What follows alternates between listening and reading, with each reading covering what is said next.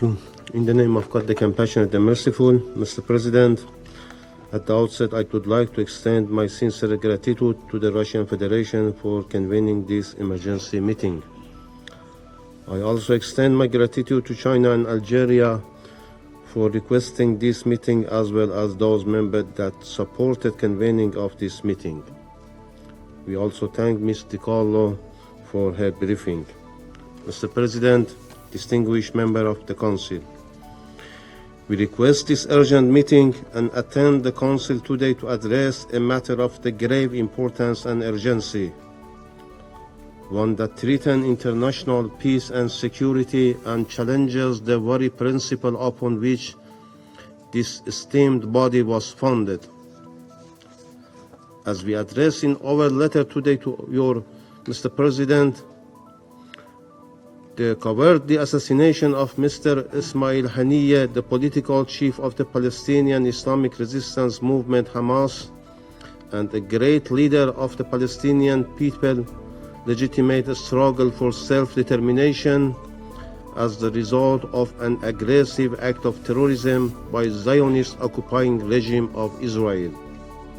Mr. Haniyeh, who was in Tehran upon an official invitation of the government of the Islamic Republic of Iran to attend the inauguration ceremony of the new president of the Islamic Republic of Iran with the presence of leaders of many foreign countries, was targeted alongside his companion in his residence in Tehran today at around 2 a.m. local time.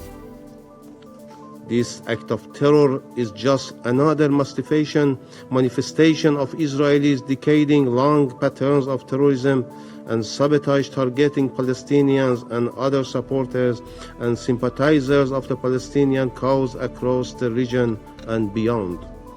In addition to its terrorist objective, Israel was also pursuing political goals with this act, aiming to disrupt the first day of the new government of the Islamic Republic of Iran, which has prioritized strengthening peace and stability in the region and enhancing cooperation and constructive engagement with international community. The Islamic Republic of Iran condemns in the strongest possible terms this horrible terrorist act as a most serious violation of international law and the Charter of the United Nations, as well as a grave breach of Iran's sovereignty and national security. This aggressive act of terrorism, as provocative as it is, constitutes a serious breach of peace and security and requires immediate and effective action by the UN Security Council in the discharge of its responsibility under the Charter. This crime is not isolated, but part of a broader pattern of aggressive actions and policies by Israeli regime against other nations in the region. Just hours before this heinous crime, this regime carried out cowardly terrorist attack in the southern suburbs of Beirut, Lebanon, targeting civilians and civilian infrastructures. The warmongering leaders of this rough regime have shown complete disregard for the basic norms and principles of international law.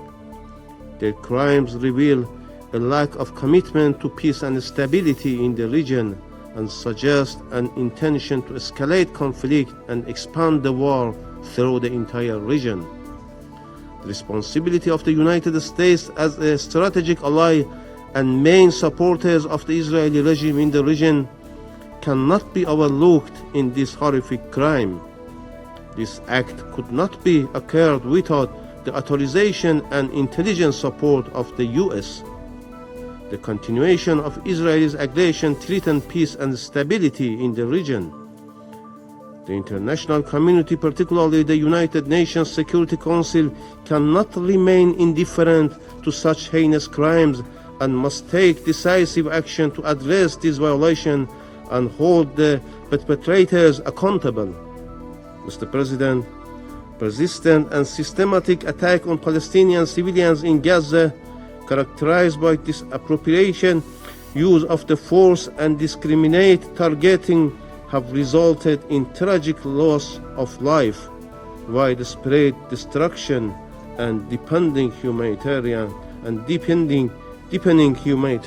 crisis. These actions, which frequently target civilian infrastructure, residential area, and medical facilities, not only violate international humanitarian law, but also constitute war crimes under the Geneva Conventions. Unfortunately, the inaction and inability of the Security Council have emboldened this occurrence regime, allowing it to continue committing war crimes against the oppressed people of Palestine and acts of aggression against other nations of the region. The Islamic Republic of Iran has repeatedly warned of the serious repercussions that the malicious activities of Israeli occupying regime pose to regional and international peace and security. Despite these provocations, Iran has consistently exercised maximum restraint. Following the Israeli regime cowardly terrorist and armed attack on our diplomatic premises on Damascus, Syria on 1st April, we promptly notified the UN Security Council and Secretary General of the Israeli International Wrongful Act and called on the Security Council to denounce this unjustified criminal and terrorist act decisively and to take appropriate measures to prevent the recurrence of such crimes and aggressions. Regrettably, the Security Council has failed in its duty to maintain international peace and security, and a draft press statement proposed by Russia in condemning the Israeli atrocious act was blocked by the United States, United Kingdom, and France. Yet, it is now imperative that the occupying regime be held fully accountable for its atrocities. This regime must not be allowed to evade responsibilities for its violation and consequences that follow. Mr. President, distinguished member of the Council, for nearly 10 months, certain countries, particularly the United States, have shielded Israel from any responsibilities for the massacre in Gaza and malicious activities in the region. These countries have not only denied the inherent right of Palestinian resistance group to self-defense against Israeli atrocities, but have also shamelessly justified the Israeli massacre and genocide against defenseless Palestinian people under the pretext of self-defense for Israel. The US and its allies have made cynical attempt to justify and cover up the atrocities committed by the Israeli regime against the people of Palestine through arbitrary and misleading interpretation of the concept of self-defense. Regrettably, the United States has once again chosen to turn a blind eye to reality and overlook the root causes of the current situation. The Palestinian resistance group like Hamas and other resistance groups in the region are not terrorists. They are legitimate groups under international law and were established to fight against occupation and aggression. Mr. President, the Security Council must unequivocally condemn Israel for its horrible terrorist act as a most serious violation of international law and the Charter of the United Nations, as well as a grave breach of Iran's sovereignty and national security. This condemnation should be strong and clear and reflect the international community's rejection of such violation of sovereignty and territorial integrity. Furthermore, the Security Council should take immediate steps to hold Israel accountable for this act of aggression. This includes considering the imposition of sanctions and other measures that are necessary to prevent further violation and to signal that the Israeli malevolent activities will not be tolerated by the international community. The Council must also demand that the Israeli immediately cease all aggressive actions against the Palestinian territories and other nations in the region. This demand should be accompanied by the call for ending the occupation of the Palestine territories, the territory of Lebanon and the Syrian-occupied Golan, in accordance with the international law and the principles of the United Nations.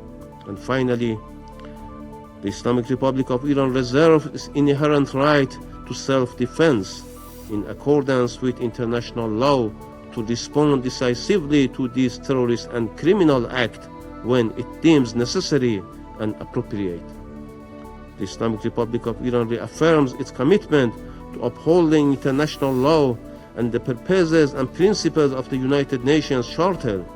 We believe that peace and stability in the region can only be achieved through respect for these principles. I thank you.